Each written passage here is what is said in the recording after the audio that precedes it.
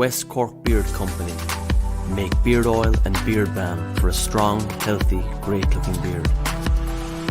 Handmade from all natural ingredients in Clonakilty, West Cork. Check out their YouTube channel for beard care tips and advice, or catch them online at westcorkbeardcompany.ie.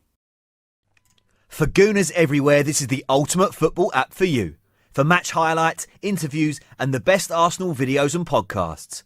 Download the free Gunners app now from the App Store and Google Play. Good evening, good morning, good afternoon. Welcome back to the Same Old Arsenal podcast, episode I Don't Know. But since we've been gone, since we've been gone. I know we've done a podcast with Chelsea after the 3-1 win, but since we've gone, results have been all right, haven't they? Perhaps we should take another 3-week break and hope that they keep winning while we're on break. Hello to everyone in the chat box. How are you doing? Hope you had a nice Christmas and a Happy New Year and all that malarkey. I think I've done that last podcast, so I'll just do it again anyway. Just it's nice to be nice, isn't it?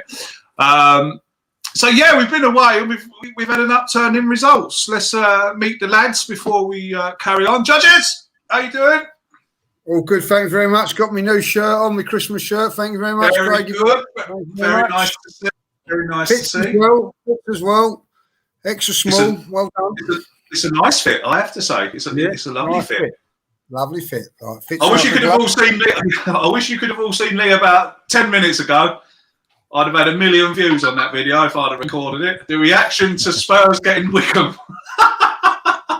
It would have been another good one for the Lee Judges Alexa. I can't believe him. You know what I mean? They ain't played a Premier League club in the cup now. You know what I mean? They get a bye in the League Cup. No one mentions that they had a day off that day. You know, and I'll tell you what, this season we've pulled out every game from the League Cup, all Premier League teams, all teams Premier League in the FA Cup. We pulled out Benfica, and someone just told me, which is unbelievable, we pulled out Newcastle, and then we've got them straight after, or virtually within a week. And I think we pulled out Southampton today, and then we play them on the Tuesday, and we've got to play them on the weekend, or the vice versa. So, you know, I'd be interested to see who we got in the next round before that game. Might as well give us them then, whoever it is. You know what I mean? Absolutely. Now, sorry about that. My microphone seems to be off. Is it all right now? Yeah, that's better. Yeah. I thought so. Thanks very much. Yeah, sorry about that. With all the excitement, I forgot to put it on because the draw and all that. Dan, how are you, sir? Evening, boys. Evening, everyone in the chat. Really good. Cheers, mate. Thank you very much. Quick shout out to Pids in the chat and a happy birthday to Steve Lawrence for the weekend. 9th birthday apparently. Happy birthday, Steve. Arsenal fan as well. All good. Cheers, Craig. Not too bad at all. Although I did have a few days ago something come through my post, and I'm thinking, what's this? I haven't ordered anything. Not quite sure what's going on. So then I look at the notice, and it says down the side of your by your car there, you've got something. What's going on here? I haven't ordered anything. So then I open it, and what is it?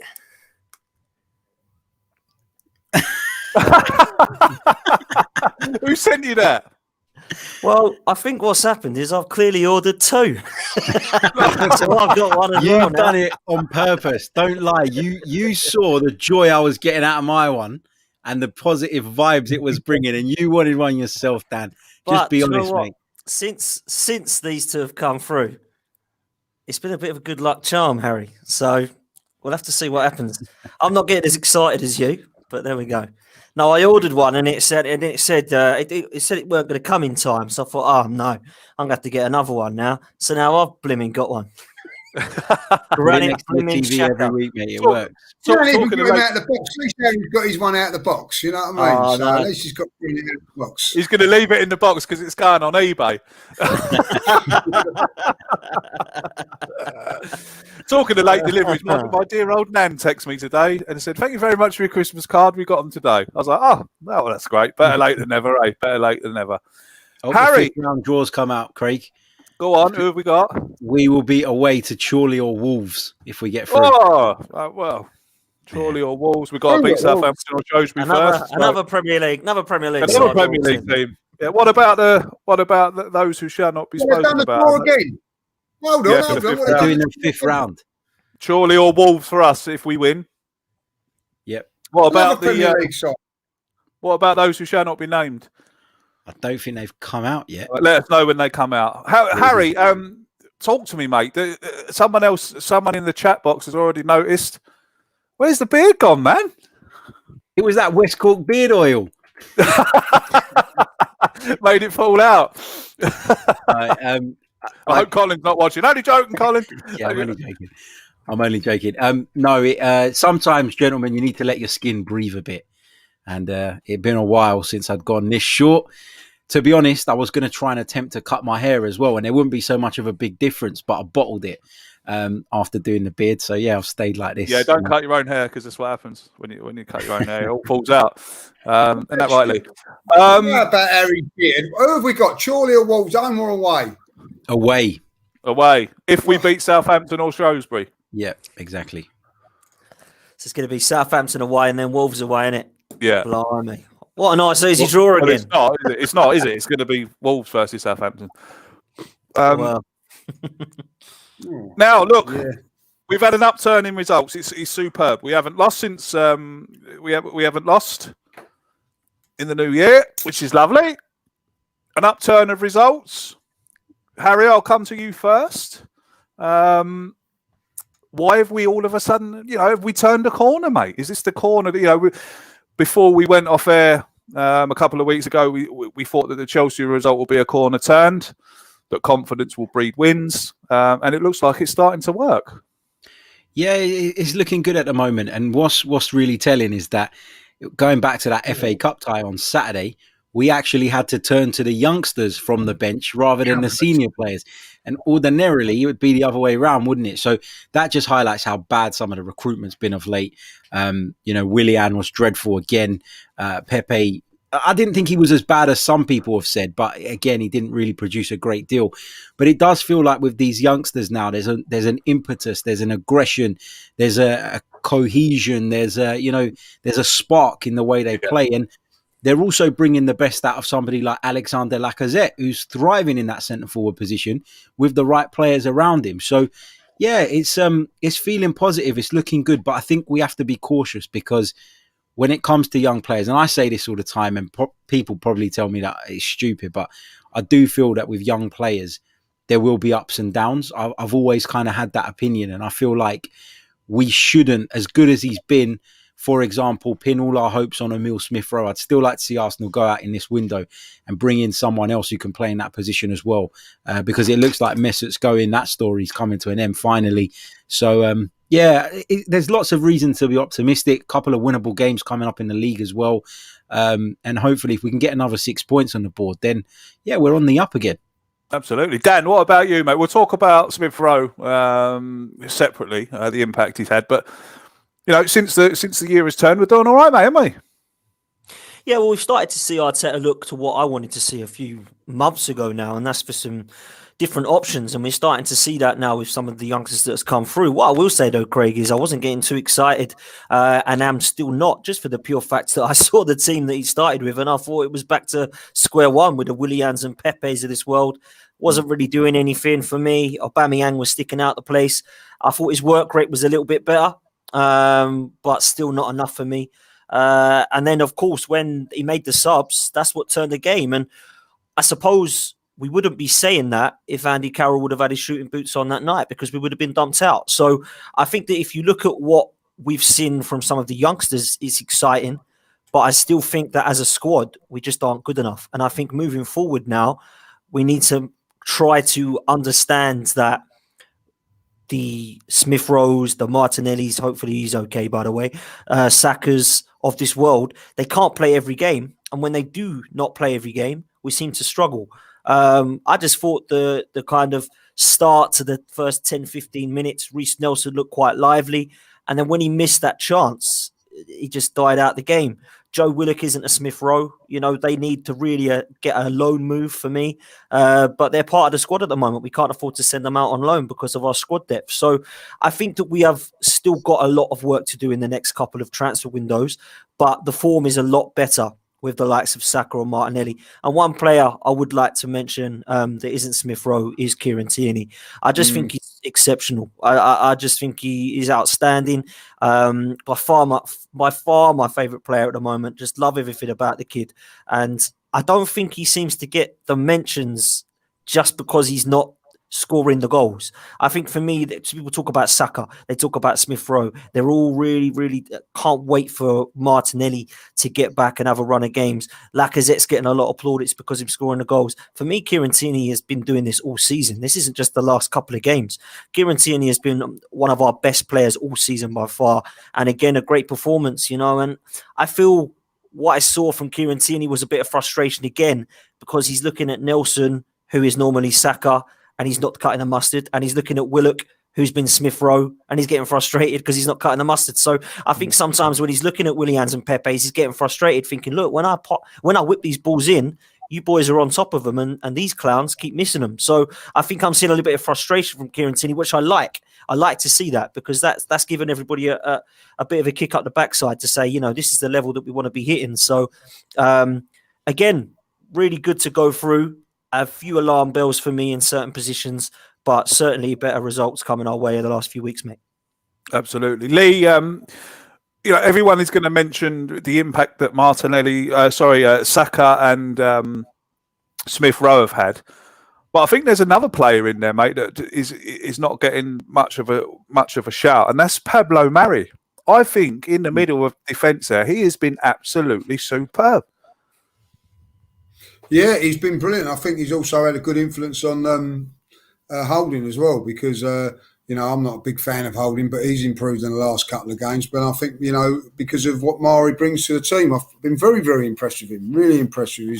He just does what we haven't had for a long while, and that's just heads the ball, clears his lines. If he has to go into row Z, he goes into row Z. And what he does is he gets the ball down as quickly as you can, and he plays it to Tierney. That's all he does. That's all he does. But that's all you want from a centre-half. One centre-half that wins his headers. We have not had central defenders winning headers. So the ball comes in there and it wins headers. I will say this also. Since he's come in, I don't know about you, I feel that there's been a little bit more calmness with Leno. And I think that you know, was with his, you know, like without a doubt, his couple of saves, double save that he made. That's what a good goalkeeper's there to do. And that if he doesn't save that, we're out of the cup. So as we need a little bit of luck because I think that I felt that they should have scored. Carroll should have scored with that chance that he had, at least get it on target. The one that was offside, which wasn't offside, and VAR would have gone and changed that decision if it was a goal. So all in all, it wasn't a great performance on Saturday. Was it Saturday? But we got through, you know. But the one thing that I think is great at the moment, if you're a Aubameyang, right, I'm telling you this now, like, you know, I mean, he sits in that dressing room, and when he sees Willian in the side, and I think Pepe as well, they think, "My, thank God for that," like, because we're getting away with it, like, you know what I mean? Because they were as poor as Willian was on Saturday, if not worse, and. You know, it's Willian that gets the pelters, you know what I mean? They was awful, them two, like. But poor old Willian just can't do nothing right. We just can't get Willie playing, can we, like, you know? But I will say this as well. Granit Xhaka came in, and I thought he was sensational. He was. And I'm going to have to say this as it just shows at highlights. Well done, Granit. What it highlights, it just highlights how poor our midfield is.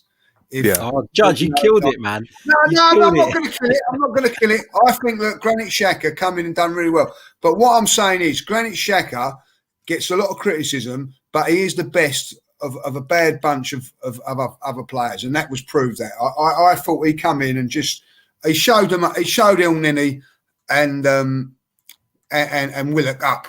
He really did, you know what I mean? And that's not a criticism of him.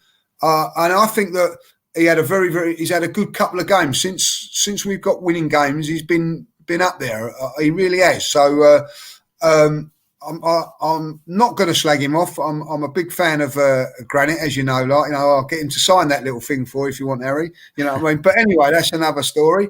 But I just want to say that he did come on and did really play very, very well. So I think that we're all going about the youngsters, but I think that he needs to have a special mention as well. Yeah, well, I'm going to give a special mention to Leno for that save because, like you said, Lee. You know, yeah, what I mean? goalkeepers union and all that. I cannot express what a world-class double save that was. The reaction to claw that away from him again after he made the initial save was fantastic. You'd know. Oh, of course. He reminded me. He reminded me of me in my prime. You know, Harry. What we're talking about, Renison or Leno? Leno. Oh, I thought we were talking about Renison. No, we're not talking about Renison. You've done a few of them. Like, don't be silly now. I have done a few of them ones actually. The one through the hands. I have to admit. Didn't make me W shape. Didn't make me W shape. You see. Right, and it goes straight through. Where's your Bob Wilson glove anyway? Where's your Bob? It's up there. Actually. It's actually because I'm in my bedroom at the moment. It's actually over there on the wall. Don't drop it. I'm not going to turn the camera around because it'll show all the mirror on the ceiling and all the stuff hanging up and that. So I'm not. It's just a bit private. On eBay, isn't it? It's already on eBay. No, it's there. But like I said, I don't want to show the mirror on the wall, on the ceiling, and all the stuff hanging up. All right. Few outfits and that, so I just put it on this bare wall so no one can see anything. Harry, the impact of Smith Rowe, you said that we shouldn't go too over the top and that we shouldn't pin all our hopes on him. I totally 100% agree with that, but we can't get over the fact that he has made a massive impact on this team. Yeah, he's been exceptional, and that what I was saying about not pinning our hopes on him is more because he's still young. You still got to give him a chance to develop without that pressure necessarily. We know he's had a couple of breakdowns in terms of his fitness as well, which is another reason why you shouldn't probably go to OTT on Emile Smith Rowe. But that doesn't take away anything from the fact that he's been brilliant. And he's proven that the number 10 role still exists. It's not so much that... Dan. Yeah, Dan. It's not so much that Emile Smith Rowe has been amazing. He's been very good, but it's more for me the fact that we've got a player in the team of that profile now who has that bit of freedom, who can go out to the right and link up with the right wingers and overload on that side, can do it on the left, has got the energy to break into the penalty area and get close to Alexander Lacazette or whoever it is that's playing centre forward. So for me, it's clear that type of player is what we've been missing in recent weeks. Love Emile Smith Rowe. I think he's going to go on to wonderful things as a player. But I'm just wary of Arsenal just over-relying on a youngster. We spoke about the fact that we turned to the youngsters off of the substitutes bench, which is a little bit weird. It should probably be the other way around. But, this is about Mikel Arteta finally getting the tactics right, as much as it is about any individual player doing a really good job, because he's finally added that missing part of the jigsaw, that link between the midfield and attack that we just weren't seeing before that. And yes, I agree. When Dan says that the number 10 thing maybe doesn't necessarily exist anymore, I agree with that in some teams. I agree with that in Liverpool's team, for example, where that Salah's going to get you 15 goals. Mane's going to do the same. Trent Alexander-Arnold's going to get forward and get you assists, as is Robertson. When you look at the Arsenal team overall, you can't really rely. Tierney's been good going forward, but you can't really rely on Bellerin to get you a load of assists during the season. It's just a different style and a different style of football. And for me, I just think it's been abundantly clear we've been missing that type of player. That's why so many people were calling for Mesut Ozil back. And obviously he's going now, and that shouldn't even really be discussed in any depth. But at the end of the day, it goes to show that actually that profile of player, that position, has been a real problem for us all season. Absolutely. Dan, I mean, look, Harry's right in what he's saying. We shouldn't, like I just said to him, we shouldn't be pinning our hopes on him. Do you think that we still need to make that signing in January? Do we still need to bring in that technical, like Harry says, link from the midfield to the forwards? Does Arteta still need to go out and buy? Or do you worry, like me, that he's not going to now because of the emergence of Smith Rowe? Well, I always worry we're not going to sign, and that's got nothing to do with the emergence of Smith Rowe. I just always worry that Arsenal aren't going to make the signings that we all want them to. I think what I get frustrated with this fan base is the acceptance of the mediocrity and then the getting very excited after a couple of games, because we saw it against Fulham. We won 3-0 quite comfortably, and everyone said, I tell you what, I don't think we need Thomas Partey. Now we've got El Neni and Xhaka playing like Vieira and Petit. I don't think we need Partey. Of course we needed Partey. And then all of a sudden, Pablo Mari and Holding don't need a centre-half. Don't need a centre-half now. Those can't drop either of them two. No, we do. Yeah, Bellerin's been good for 3 games. We still need an upgrade on him. Lacazette is scoring goals. We still need a centre-forward. Yeah, this is the thing with Smith Rowe. If Smith Rowe gets a knock, or if he would have got the 3-game suspension when he got the red card, which wasn't, we're back to Willian at number 10. That's how quick it is.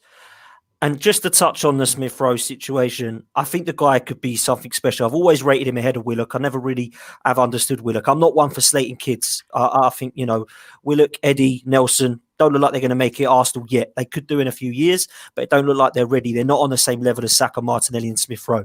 Okay, let's get that right.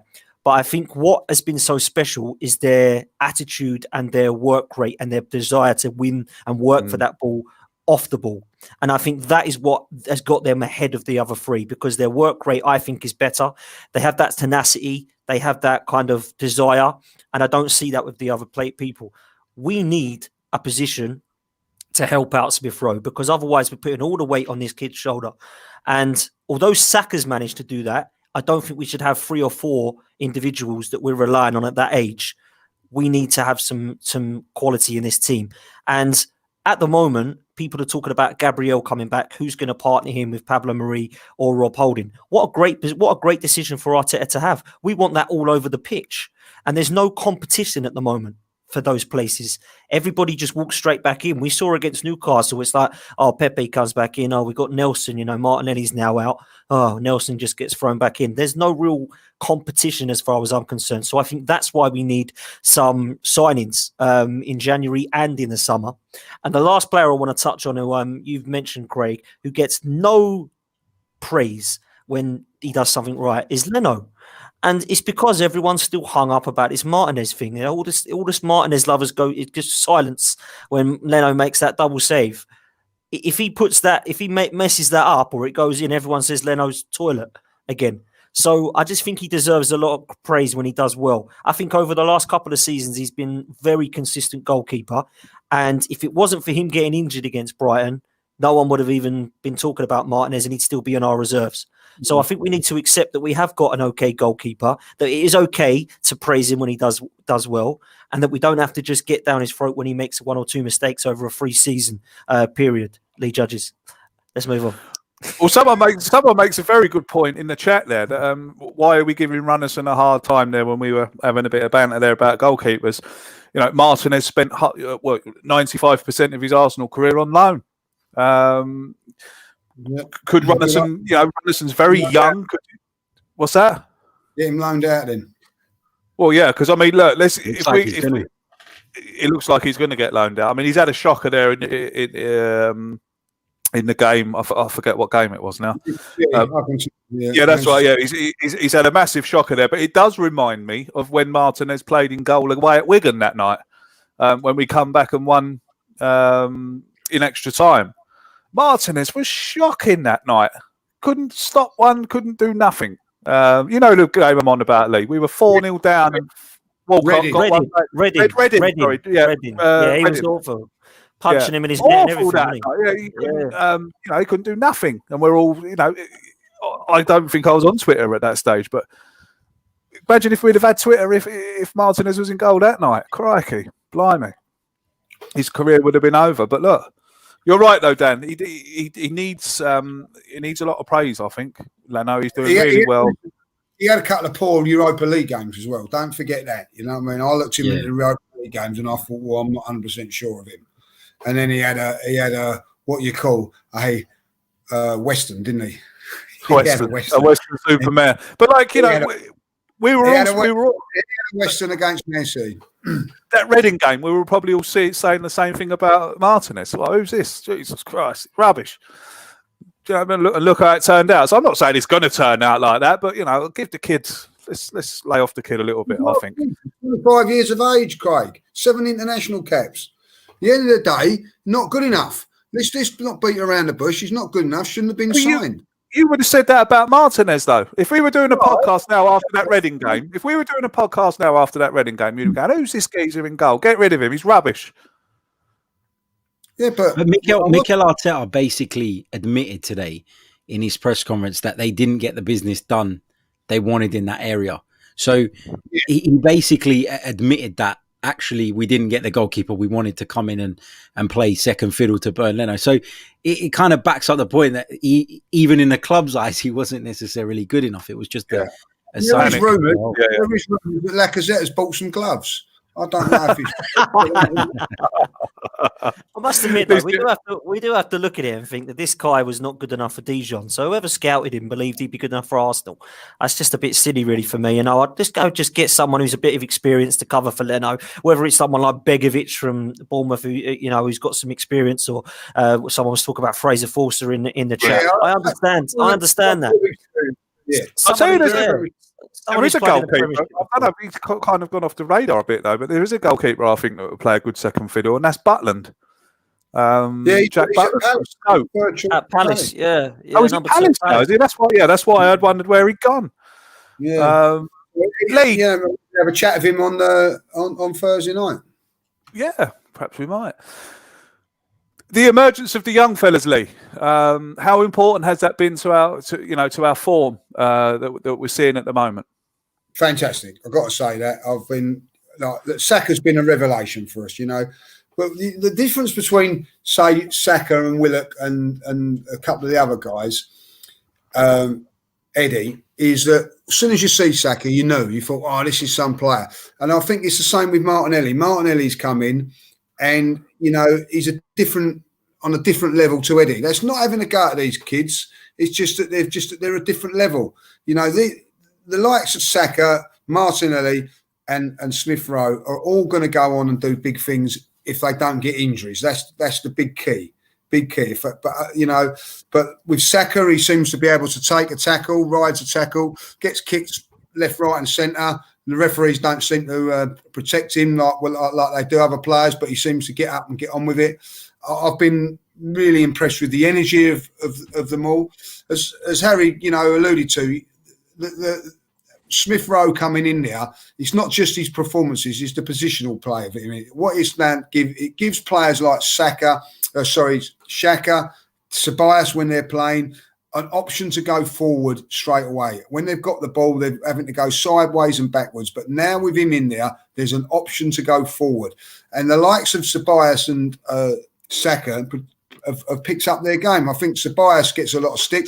He was brilliant against West Brom. People forget about that. Even though he was in tights, he played very, very well against West Brom. But they've got the option of moving the ball forward. Now, when you had it with Willian on Saturday, it was a tough watch. But as soon as Smith Rowe come in there, it energised us and we started moving the ball a little bit quicker. But the fact of the matter is that the Shakas and the Smith Rowes and these guys have got to come back into the team. But you can't ask these players to be playing week in, week out. So there are going to be times when they're going to have to be rested.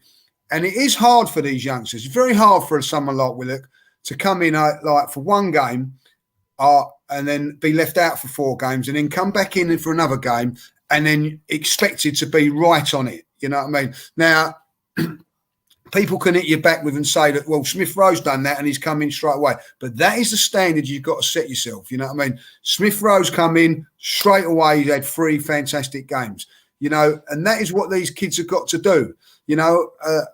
For me, I think it's Arsenal got to be a little bit more ruthless in the transfer market. As I said, I've said it. Yes, sir. Don't worry about if these players are going to be successful at other clubs. So be it. But we need to get in some money for these players. So for me, Eddie, West Ham, good move for him. Good luck. Go and kill it with West Ham or someone like that and do really well. And if he starts banging in 10, 15 goals a season, I ain't going to worry about it. You know, that's how it is. You know, we've had it before. Andy Cole could not get into the Arsenal side because of Ian Wright. We didn't got rid of, you know, at the end of the day, Ian Wright was banging in goals left, right and centre. Andy Cole went and had a fantastic career with what he'd done. But at that moment in time, would if you have said, right, okay, let's get rid of Ian Wright and put in Andy Cole? No. You know what I mean? So these things happen. And unfortunately, you know, timing can be a wonderful thing in football. It's been fantastic for the likes of Xhaka. It looks like it's going to be fantastic for Martinelli and also for Smith Rowe. Unfortunately, it's not going to be for other players. And so let's get the money in for them so we can invest in, I think, a proper midfield player, box to box, proper midfield player to go alongside Partey and Smith Rowe. And then you've got Xhaka, and then you've got Ceballos, if you want to go there. All of a sudden, you've got 5 midfield players that's pretty decent. You know, we've not got enough competition around that area to say, right, you know, as Dan made a great point. You know, Xhaka comes in and plays the Premier League games. He knows then that, you know, he can put his feet up for the FA Cup game because he ain't really got that competition. But if you've got 3 or 4 players that are as good as each other, hold on a minute, I better start playing a little bit better because I might be left out. There's a little bit of easy street at Arsenal still. We've got to get rid of that and make it like a lot, you know. So when you're playing games, you think, oh, I don't want to be left out here because I might not get back into the team for 3 or 4 weeks. These players know if they have a little dip or whatever, they know in a week's time or 2 weeks' time they're going to come back into the team. I think that's key. Let's go to some questions here. And while you talk about Martinelli, this one comes in from Brad. Hello, Brad. Thanks for watching, mate. It's actually a friend of mine. Thanks for watching. Thanks for the support, mate. Evening, lads. Do you... Is he a goalkeeper, Brad? What's that? No, he's not a goalkeeper. I think he's a technical midfielder, actually. We could do with him at Arsenal. Evening, lads. Do you think we should keep Martinelli wrapped up a bit to protect him? Harry, let's go to you first. Yeah, I do. I said it when he first came back. I know we were in a desperate period and we brought him straight back into the side. When I was doing a preview for the game against Newcastle United, I said I didn't want him involved unless we really, really needed him. I didn't want him in the starting 11. I'm not going to blame Mikel Arteta for the injury that occurred because it's a freak accident. It can happen in training. It can happen when you're walking to the toilet, for God's sake. You can roll your ankle anywhere. So I don't hold Mikel Arteta responsible for that. I'm not saying that at all, but I was worried about the amount of football that Gabriel Martinelli is being asked to play after not only, you know, being just 18 years old and the pressure that comes with that, but obviously the injury that he had kept him out for 6 months. And anyone who's had a knee sort of ligament injury knows it's something that takes a while to recover from, for you to get back to full fitness. You look at someone like Rob Holding, for example, and he's only looking fit again properly now after his one. So, yeah, Martinelli, for me, people will argue that he didn't play against West Brom and that's why he was included in the FA Cup game. I would be wrapping him in cotton wool at the moment because I just normally, and judges will probably tell you this, having played the game, when you have a long-term injury on your road to recovery, there will be other injuries you pick up along the way. And it's very important that those injuries like this ankle one are not major setbacks. And so I think you just got to manage him a little bit better. And it is a worry for me, yeah. Dan, what would you say? I mean, I don't think the injury. Mikel Arteta. When I first saw it, I didn't think it was that bad. But Arteta has come out and said, you know, that they're fearing the worst. Yeah, it could be. He reckons, you know, it didn't look too good. But I saw him sitting in the stadium. Normally they go down and tell him, don't see him again for a while, do you? So I mean, it's going to be weeks, not months. I hope he's going to be out for a few games. But we needed him, though. We needed him, and I think that when you have it luxury and you've got enough quality in your squad, then you can afford to kind of bring him back. We haven't got the players, we ain't got the quality. And Arteta looked at that and thought, listen, I'd love to rest this kid, but I can't. He's too good. And he's given us too much. And I think against West Brom, was it West Brom or was it Brighton? I can't remember. It was okay, but not amazing. And you know, so I think he's a player for me that I think is going to take a bit of kind of nurturing, but I don't think we've got the quality to afford it. I'm a huge fan of this lad. I think that him and Saka are going to be two of the best in the Premier League in years to come. They've got all of the ability to be two of the best if they want to be as good as somebody like a Neymar or a Raheem Sterling. If they want to be Saka and Martinelli. So I'm really excited by them. I just feel like if we had a bit more of a squad, strength in depth of our squad, then we could nurture them a bit more, but we just don't have that. So both of them have to play as many games as possible, as far as I'm concerned. Lee, what about you on Martinelli, mate? Well, listen, it's unfortunate he's picked up that injury in a warm-up, as Harry said. But, Mikel Arteta rested him against West Brom. He didn't play against West Brom. So, he did try and and this is the thing, you rest a player against West Brom and he gets injured the next game in a warm-up. It's just, you can't say, can you? If he hadn't rested him against West Brom, he might have been rested for this game and that injury might not have happened. It's just one of those things. And, what disappoints me is I think that's about the third time someone's got injured in a warm-up for Arsenal now. I think Kieran Tierney went off one time. Yeah, Holding as well against Man City. Holding went off. Yeah. So it's happened a few times. I think it does disrupt the team as well when that happens, because obviously Martinelli has had to come off. The players will sort of lose a little bit of focus. Like Nelson comes in, probably not thinking that he's going to be starting. And, so it's a tough ask for him as well. So I just feel that it's just an unfortunate thing that's happened, but it just seems to happen to all of Arsenal players. You go through, I'm a big excitement about Martinelli, but we've had it before with Wiltshire getting injured, Diaby getting injured, Ramsey getting injured with massive injuries, Walcott, had all these players had major setbacks because of injuries. Van Persie was another one with injuries. Eduardo. It goes on and on. Our two central defenders. I don't see other players getting. And I don't wish this on other players. Getting knee injuries. But we've had Chambers ACL, Bellerin ACL, Holding ACL. We've had three of them in why are we getting all that? Other teams don't get all of that. And then all these injuries keep happening. For instance, Partey. Somebody said to me he's only missed 3 games in his career. He signs for He ain't played 3 games. Same as Pablo Mari. I think we signed Pablo Mari and he already got injured himself from Mengo. Yeah, it is weird, isn't it? It's weird. It's a weird situation. That happens, and I don't know if it's the pitch or where. I don't know if you noticed it on Saturday as well. That Cedric was very, very fortunate that he sort of twisted in the ground and managed to somehow fall nicely. I know that sounds silly, but if he'd have fallen over the other way, he would have been out for a very, very long time. So I don't know what's going on with these injuries, but I think that look, at this moment in time, Martinelli, I want to see him play and play, because I love watching him play. He excites me as a fan. But at this moment in time, if you've got Lacazette playing well, you can play Aubameyang on the left, so we can rest him a little bit more. But I think, that injury would probably be a 2 weeks injury or something like that. They bloody sore when you over your ankle.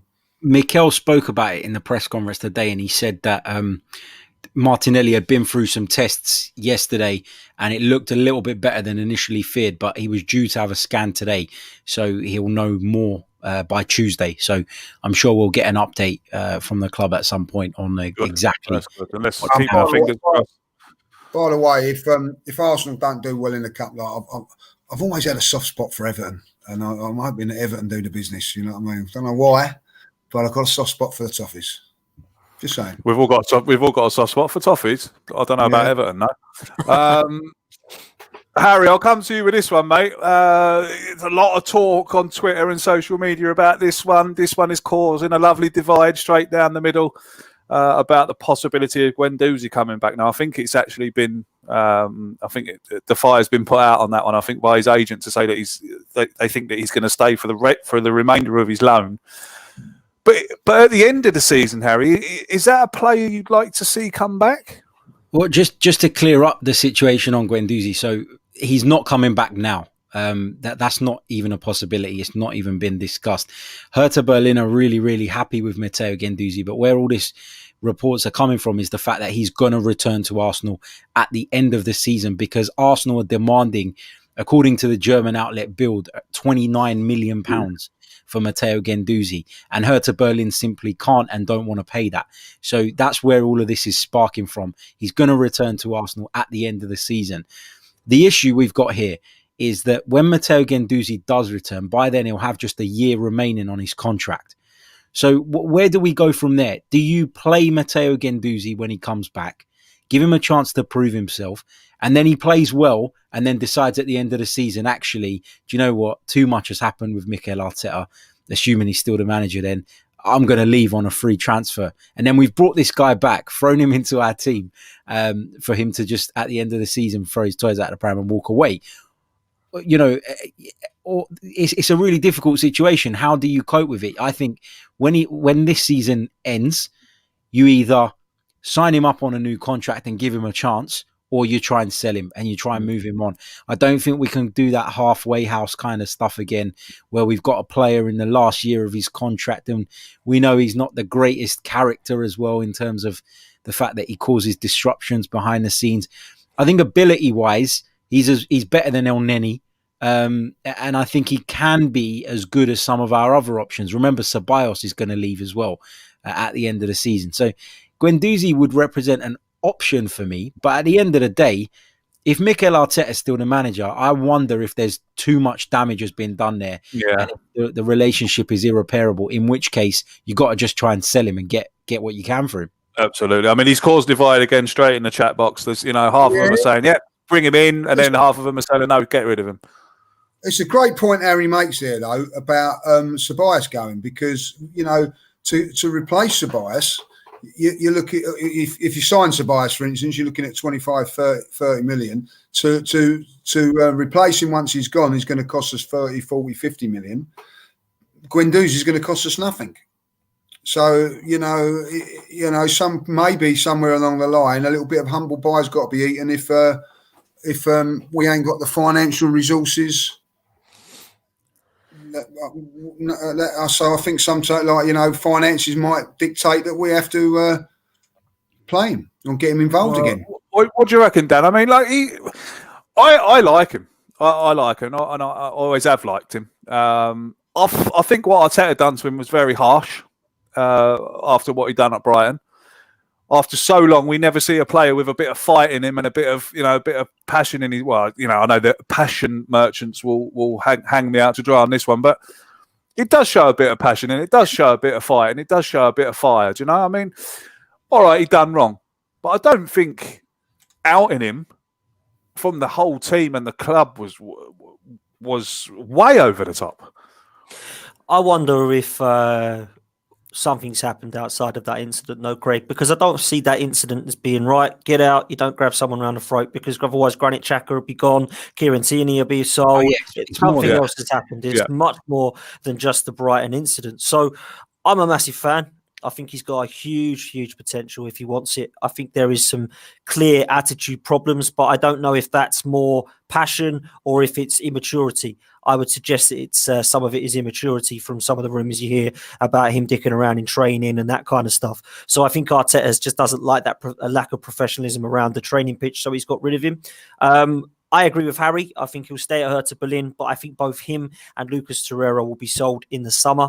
Dani Ceballos likewise, which means one thing, boys. We need a few midfielders to come in to replace him. Now, when it comes to this situation on contracts, again, we've done something that we seem to do every single year, and we've let someone's contract go down yet again. So we're in a sticky situation with that now. I think that's why they're trying to panic there, saying 29 million, because actually, if you look at what other people are going for, Guendouzi should be going for a lot more than 29 million. Because if you look at some of the other crazy amounts that people are going for, in my opinion, Harry Maguire going for that amount of money, Christ, Guendouzi should be 90 million then, if that's the way it is. So I look at the situation now, I think we're in a bit of a sticky situation. I think if Guendouzi and Torreira were to cut their loans from Hertha Berlin and Atletico Madrid, they'd go on loan somewhere else until the end of this season. And I think both of them will probably leave in the summer. With Dani Ceballos, just quickly, I just don't see enough consistency for me to get excited about paying 25 or 30 million for someone who's good in 1 out of 6 games. I'd rather go and get someone who's in form, and people can slate like Buendia or Basuma or players like that all they like. If they're in form, I'll have them over Dani Ceballos any day of the week. They're used to the Premier League, they're playing well, and let's get them in. So if they're the sort of players that we're going to be looking at, and people might start to say, oh, I'd rather have Ceballos. He's a Spanish international. Everyone said, what the hell have Liverpool paid 37 million for Mane from Southampton, and why have they gone and got Hull's left back in Robertson? I'm looking at that situation thinking maybe Lamptey or Bissouma or players like that from Brighton and other players around the Premier League isn't such a bad idea, because if Arteta believes that's the player that's going to suit them and move us forward, I take that over a Guendouzi or a Ceballos who's got some problems with form or consistency. So we'll see what happens. Can I just add one thing quickly on Guendouzi? So I'm going to do a judges and name drop a celebrity friend here. I did a podcast a little while ago with Jeremy Aliadier, and he played with Matteo Guendouzi. He was at Lorient at the same time as Matteo Guendouzi when he was coming through. And I asked Jeremy, and you can hear it on the podcast, he didn't sort of hold back. I asked him about the Guendouzi situation, and he said that from the first day he met him, he could see bags of ability, a really brave guy, someone who was willing to really go up against the big boys in the team and not worry about it. But he always worried that his attitude was going to stop him achieving what he could achieve in the game. So if someone who's played with him when he was sort of 17 years old is seeing that, then it suggests that maybe we shouldn't question Mikel too much in this, and we should just accept that, it's probably has been the case. There's been a problem. And Mikel's not the only one that thinks that. You're hearing it from someone who's played with him. Could be a Ravel Morrison situation, bags of talent, just couldn't get the attitude right. I think he's looking for his 7th or 8th club at the moment, and everybody said how fantastic Ravel Morrison was going to be. He was going to be the next best thing, the next Gaza. And his attitude's letting down, Man United fans said he was going to be the next big thing. Just like, is it Januzaj, the new Ronaldo? Oh, Januzaj. Yeah, right. How did that one work out? Lee, I want to come to you on the Rob Holding contract. Seen a lot of hate for the contract extension on social media. You've asked the best person here about. Yeah, and I don't. Unfortunately, I don't get the hate. I think he's been one of our best players in the last while. He's worked hard. He's put his head down, and he's earned himself. he's put his head down and he's worked hard. And he's been rewarded with a new contract. Probably not the best person to ask, Lee, but who's right and who's wrong here? Well, I thought, listen, his audition for Strictly Come Dancing when he played against Aston Villa was legendary. I think he's probably got a contract from that, listen, I've got no problem us signing Holding, and if he becomes a good squad player, backing up a top quality centre half that we're going to go and sign. You have to look at it and say that at the beginning of the season, we're trying to offload him to Newcastle. So it's a great turnaround from him. I have to say that. I will say this in his defence. He was playing really well last season, and he got the injury at Old Trafford, and that's setting back a little bit. Doing your ACL is a difficult injury to come back from, and he's done well to come back from that. Chambers is still struggling from it. You could probably say Bellerin still is. So he's done okay from that point of view, And also, the way I see it is that we're probably keeping our and it's an investment. So if we are to sell him next season or the season after, he's got a longer contract, so he's English. There's things on that, Listen, I don't think he's good enough to be a central defender for Arsenal that's going to win and challenge for titles and top 4. But bringing him in the squad and everything like that is a good thing. I think if we got another central defender alongside, and then you've got Holding, Mari backing up Gabriel and another, I think that's a good 4 to go in with, So, but for me, I imagine that he's a nice lad, but what does me about Arsenal fans, and he's had we've won 3 or 4 games, and he's done okay in them, but all of a sudden we forgot about the 15 games before that. The Bambi on ice against Grealish. People forget about that. I don't. I look at the bigger picture, and he's losing his hair as well. So, unfortunately, you can't have it all. What's wrong with that? No, Oh yeah, sure, you know about that, won't you? Yes. Yeah, no, sorry, I forgot. I forgot myself there for a minute. Sorry. Yeah, so but that's how I say, you know. But it's very hard to hate on him because he seems like a nice lad and all that, like. But you know, for me, good squad player. But that's as far as it goes. If he's playing week in, week out, Arsenal are not going to be winning titles. Dan? Lee Judges is spot on, 100% spot on. I mean, I look at the situation with Rob Holding, and I'm quite happy for him to be a squad player at number 4 or 5. I really do. I think that he could be a squad player. You know, we had the Invincibles season where we had some terrible centre-backs coming in behind Toure and Campbell, like Pascal Segan. But for me, Rob Holding is a defender that can come in and do a job. He is not the first choice centre-back that we need. And if it was me, I'd have the pair of them. I'd have now Pablo Mari and Gabriel. I don't feel like he is a hate. I think some fans hate. Listen, Arsenal fans, I can't talk to you enough about how deluded some of them are.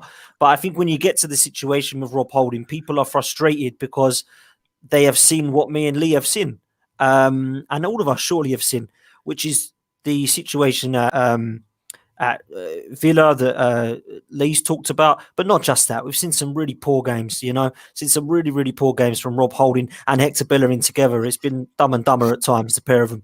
So I think that doesn't leave our memories after 3 games of him playing okay. But I don't believe that signing another centre-half is a bad option for Arsenal, because when you look at the situation with an Upamecano at £38 million, in his release clause in the summer, he would slot lovely next to Gabriel, and you've got Pablo Mari and Rob Holding as backup, and then you can use your number 5 as whoever you want, one of the youngsters coming back like Saliba or Mavropanos if anyone thinks he's still got something. I think that's fine if you've got those 5 centre-halves going into next season. But for me, Rob Holding signed a new contract, got nothing against it. I don't hate the guy like Lee says. He looks to me like he could be a nice guy. He's very good around the dressing room apparently, and he's showing some great leadership qualities. But as far as I'm concerned, as a first choice centre-half, no way. No chance. Harry? Decent squad player. Not angry that they've done it. Agree with the guys that I don't think he's top class. So that is obviously something to think about. I was surprised at this because Rob Holding's current contract has until 2023 to run still. So to say that there was an urgency to do this would be false. The reason they've done this, in my opinion, is because Rob Holding, from what I understand, was on a really low salary in comparison to some of the others. It was alleged that Runarsson was on a better salary than Rob Holding, and it's still being alleged that actually the only that he's going to be on around about £45,000 a week, which still, when you compare that to some of the other players, isn't going to make him a big earner at Arsenal. I know it's a lot of money for us, but in comparison to the others, so it feels to me like they've felt that his performances have at least warranted him being rewarded in that sense, as in bringing his wage up to a level playing field with some of the players around him. That's what they've done. They're protecting an asset, homegrown player as well, which obviously helps. I just find it amazing that Mikel Arteta has made such a massive U-turn, because if you cast your mind back to August, we were about to loan him out to Newcastle, and to think that we went from being so close to letting him walk out the door to now giving him an improved contract, an extended contract when he's still got 2 years, 2.5 years remaining on his current one, seems a little bit strange to me. But look, I'm not massively against it. I think he's done well of late, and I think he's a decent squad player. When people talk about squad players, they have to be players that are willing to accept that role as well. So it's not just about being good enough to step into the team when needed, but mentally, Are you okay with that? Are you okay with being at Arsenal, being at maybe the bigger club than someone else, but accepting you're going to be in and out of the side? And I think Rob Holding's okay with that. So yeah, it's a decent signing, but it's nothing that's going to get me jumping up and down. So, someone Lee, just made a good point in the chat there, Craig. Sorry, someone just made a good point in the chat there about Kieran Tierney and Rob Holding having a bit of a bromance. And yeah, that's true. If he's got that attitude or wants that attitude of Kieran Tierney's, then I'd have some of that in my squad in terms of mentality moving forward. And listen to me, everyone. Listen to Dan's mum. Dan's mum, absolutely spot on. Yeah, get the likes up. And over. Thank you, Donna. Well Thank done, you Mum. very much for noticing that. Get the All likes take up, heed people. of Dan's mum, otherwise you're going to be in trouble. If you're watching, You will be there's in trouble. 455 of you in here. If you can all hit the like button now, that would be superb. Lee, a couple of weeks ago, you were on Arsenal Fan TV saying that was it. Arteta was finished. You won't back him anymore. We'll end the podcast on what are we saying about him now? Flip flop. Flip flop. Flip flop. Yeah, you AFTV flip flop. Flip flop. Listen, I'm 50-50 with him at the moment. I think that these next 2-3 weeks, or these 3 games, are massive for him because I see gradually the youngsters being taken out and the older guys come back in, poor performance. So I'm waiting to see what happens. But I've got to say, I didn't see, going on to that Chelsea game, I didn't see us getting another win. I thought he was gone. I couldn't see him turning it around. But something happened that day and he got the result. And listen, whatever way you want to say it and all that, it's football results is business. If he starts winning games, people will start forgiving. And, he's done very, very well to turn these games round and 4 goals. I'm not convinced by him at this moment in time. I've got to say that because there's still things that worries me, like, and I think a big decision is going to be what's going to happen with Aubameyang if he don't pull his finger out. There's going to be a big decision there because the performances that Aubameyang is making are not good enough. So a decision's going to be happening made there unless Aubameyang helps him out. And I'm, he's got a couple of difficult decisions. Does he bring Gabriel back in and leave out Marie? So this is I think these next couple of games are going to be a big factor for Mikel. But at this moment in time, I'm 50-50 with him. Hey, he's done a Houdini on us. Look, a bit like he's here. He's disappeared. He's had enough. He's had enough, hasn't he? So. What's gonna happen to Lacazette, boys? Because obviously he's on 182k a week. He's got to sign. Well, yeah, he's got to sign a new contract if he wants to stay at the end of this season. In my opinion, he's going to want 250k. I know he scored the last few games and he's looked like he's picked up his form and he's playing quite well with the youngsters. But I still think we need an upgrade personally, and I would look at the Celtic centre forward Edouard, or if we could get somebody better to tempt us, depending on what we're playing currently, European football, Champions League football wise. Could we release the clause of Haaland at £64 million? Maybe he wouldn't want to come. But those sort of players, I think, could be a massive upgrade on Lacazette. I just wondered what you boys were into in that. Harry, what do you think of old Lacazette?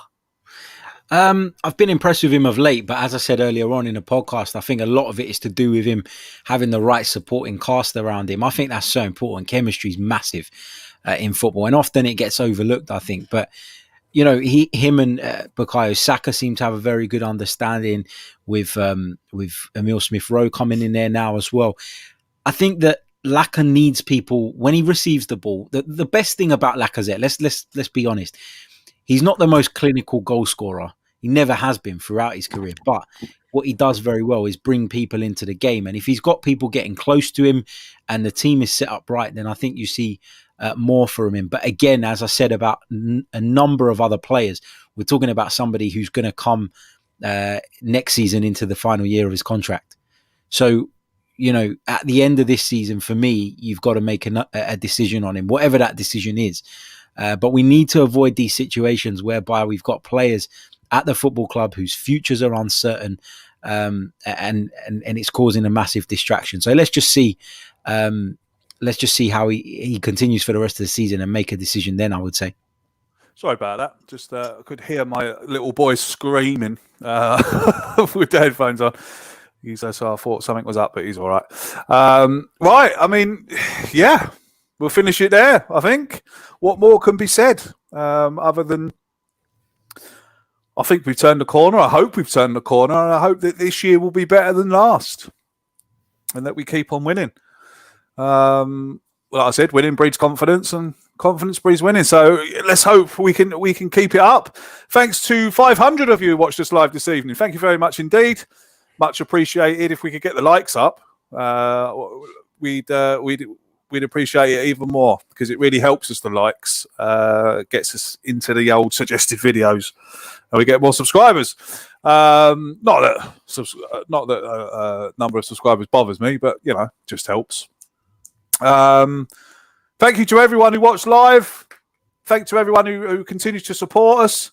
My thanks to Harry. Harry, you doing a podcast after this? No, I've done 2 already today. I'm all podcasted out. Podcasted out. Okay, well, I was just going to give you a chance to tell everyone that you were on. But if you're not doing one, that's fine. Thanks very much, mate. A pleasure as always. Cheers, man. Pleasure being on. Dan, thank you very much, sir. Are we doing anything Friday night? Yes, Friday night we'll be doing a team talk again, so I will see you all over there at 7 o'clock as usual. Can I just ask Harry, is Harry drinking Prosecco? What is going on there? No, I'm drinking white wine, man. Oh, Prosecco. God. Unbelievable. He's not drinking Prosecco. He's not drinking Prosecco. Drinking Blue Nun. Cypriot wine going down there, like, you know what I mean? Love it, man. That's the Greek in him, isn't it? Wine. I'm a man of culture, lads. I'm a man of culture. Very culture. posh. Very posh. Cheers, boys. Ice cold Enjoyed that glass of Blue Nun. Can't be beaten. Yeah, when you live in Essex. Judges, thank you very much, sir. Lee, you've become a bit of a... Well, I say you're becoming. You've become a bit of an internet sensation, mate. No, I don't. I'm having to get off of it. Like I say, like, you know what I mean? It's been a night. If anybody hasn't seen it yet, right, just type into YouTube Lee Judge's Alexa and watch. He's done it again. He's done it again. I like the bit at the end. What are they doing? Just standing there dancing. What's this? Lee, there's an Instagram account, mate, dedicated to your rants. So they followed me the other day. I couldn't believe it. Yeah, saying they followed me as well. I got that. I thought, what's this? Yeah, it's unreal. Like, I'll tell you, like, my nephew, like, lives in Thailand, phoned me up and he said, "Oh, like, they don't believe that I'm your nephew. Will you speak to them so they can follow me?" So I had to speak to them. So if you follow Jay, then I'll follow you back. So they follow Jay, so I've had to follow the bloody thing, and I like, do you know what I mean? So I've made my nephew happy. So what can I do? You know? So absolutely. Well, I think the best one of those parody videos is the one when you move next door to Arsenal Fan TV. That one is absolutely brilliant. Very clever, like, you know. These walls are a bit thin. Very, very clever, like, you know. So absolutely superb. So look, thanks again. We'll see you all next Monday. Also, you know, no one's mentioned my performance yesterday playing for Newport. You know what I mean? Like, so, yes, that was good. I did like that. Unbelievable, like, you know what I mean? Like, people have been saying, you know, saying that. So, you know, like, I signed a 1-year deal at Newport, and it's going quite well, lads. Just thought I'd tell you that, like, you know. Until we see you again next Monday, same time. Don't forget the same old Arsenal USA tomorrow night at some ungodly hour for UK residents. But it's sorry, someone's just grabbed my attention there. I can't see anything. The same old Arsenal USA is on at some ungodly hour UK time, but I know it's 6 o'clock PST and 9:30. The other one, whatever that is, PST and I don't know what the other. I've forgotten what the other one is. 6 o'clock. 6 o'clock in the evening. It's on at 6 o'clock in some part of USA, and it's on at 9 o'clock on some other part of the USA. It's such a big country; they've got bloody different time zones. I stayed up the other night. Just stayed up the other night to watch Washington play Tampa Bay Buccaneers in the playoffs, like, you know, and I still haven't recovered from it, like, you know what I mean? Still tired now, like, you know what I mean? So good luck to everybody. That's your fault then for staying up to watch a stupid game. Yeah. Getting old, Judges, getting old. Oh, Nigel doing his job. We're playing next Monday night, Craig. Oh, I didn't know that. Oh, we haven't played Newcastle. That's what Nigel's there for, like, that's, you know, what he's there for. He's absolute sleeping pillar of rock. Is Nigel. So look, we'll see you next. If it's not next Monday, we'll see you next Tuesday then. night after the game. Which might make that's not very nice saying that, was it? Oh, No. you know what I mean? See you next Tuesday. That's taken out of order. Tuesday. Oh, see you next Tuesday. Yeah, of course. Well, you know, yeah, Bang out of order. bang out of order. We'll see you then. And until we do, take care of yourselves and each other.